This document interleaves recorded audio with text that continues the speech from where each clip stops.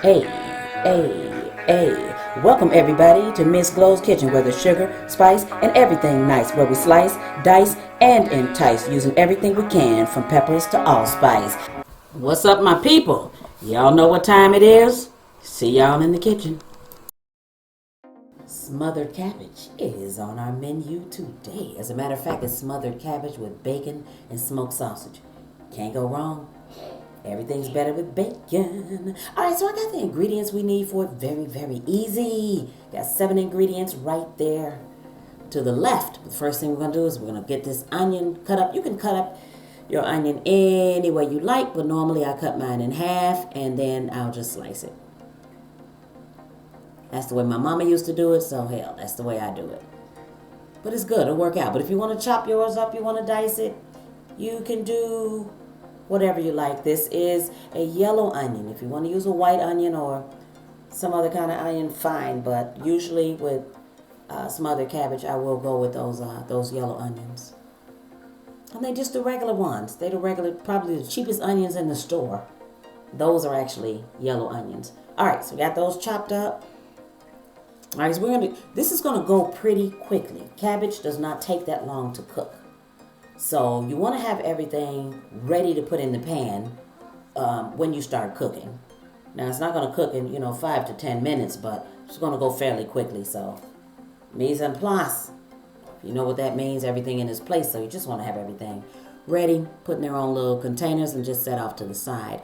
All right, so as far as the smoked sausage, you can use any kind of sausage you want. I've even used breakfast sausage before, so just sausage. Just bumps up the flavor, gives you another element in the cabbage. All right, so I'm just going to cut these, and not even an inch thick. So you can cut these as thin or as thick as you like. It just depends on your taste or how you feel or what you think on this particular day. Now, let me say this before we go on. If you have not hit like or subscribe, please do so right now. Hit that bell for notifications so you'll be one of the first ones to know when I put a new video up. And don't hesitate to leave me a comment. I would really appreciate that. I love comments. All right, on to the bacon. All right, so you see what I got? I got some strips of bacon here. I'm just going to cut them into basically smaller than even bite-sized pieces. All right, but again, with the bacon, you can cut it as big or as small as you like. So it just depends on you. So what it's all going to boil down to is what you like. Your kitchen, your rules, right? Of course. Absolutely. All right, it's bacon. I'm just going to wipe the cutting board. And the reason why I did that is because the bacon is going into the cabbage. Now, if the bacon was not going into the cabbage, then I would have had to wash the cutting board before I went on to the next step, if you know what I'm saying. So before I used it for another ingredient. All right, so here's an easy way to cut a cabbage. Cut all 4 sides off. Leave those ribs on there. They're all throughout the cabbage anyway, so don't try to take them off. It's not going to work. All right, so cut all 4 sides off. And the bottom, watch that core right there. Throw that in the garbage. There's some old folks that have a saying, if you put that core down in a jar of water and you keep it, it'll bring your house money and good luck. I don't know if that's true, but something my mother used to do. It's just something with me and a piece of old cabbage sitting in a jar of water. So I'm not knocking anybody's superstitions, though. Not even my mother. So if you want to do that, do it. All right, so just check out, observe, that's why I'm talking. Check out how I cut it up. There's no way to tell you how to cut it up. You've got to watch it. All right, so this is getting to the end of it. Again, I cut the cabbage up in pretty much squares if I could, bite-sized pieces. I do not like really big pieces of cabbage when I'm trying to get it up on a fork, so it's too much. So I would rather cut them in these pieces, and now we're going to jump right into the cooking part of it. All right, let's get that bacon done nice and crispy. Now the bacon is going to go back into the cabbage, while it's cooking. So if you want to only cook this bacon halfway, it's okay if you do that. But for me, I cook the bacon until it's crispy, so I render it.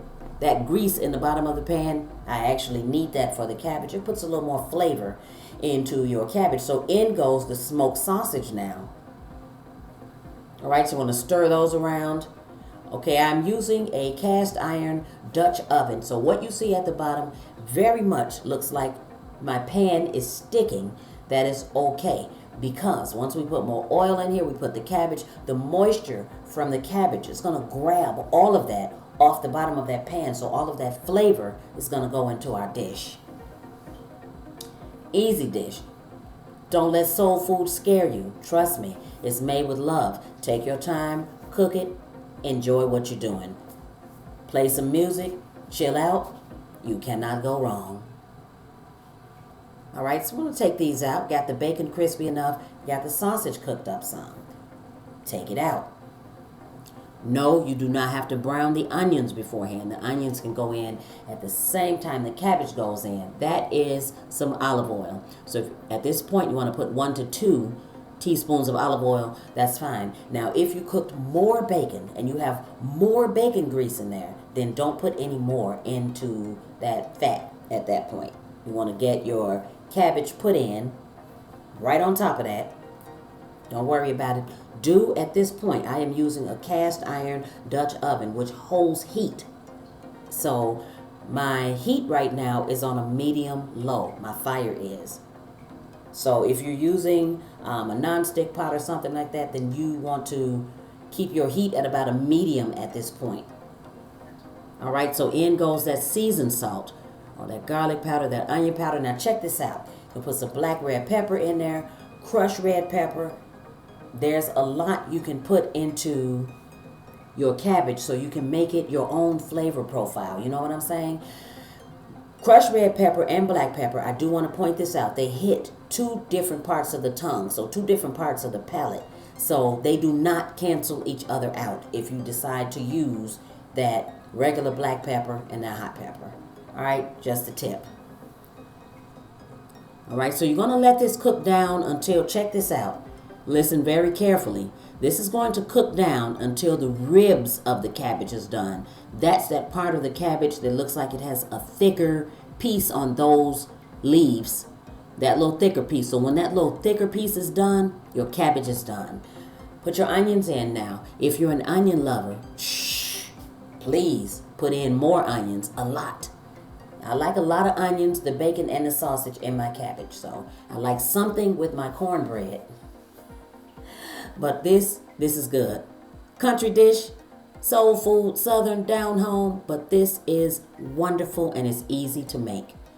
So watch your cabbage. Once you put a top on it, it's not going to take that long to cook.